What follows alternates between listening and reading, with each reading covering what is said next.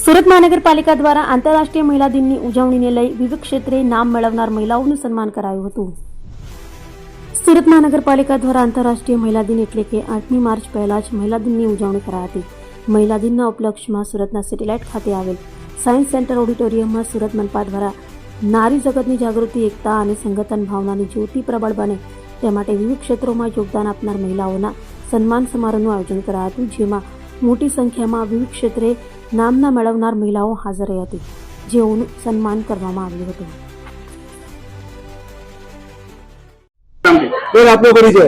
नमस्कार, मारू नाम सोनल संजय देसाई, सांस्कृतिक समिति चेरमेन અને વોર્ડ છના કોર્પોરેટર।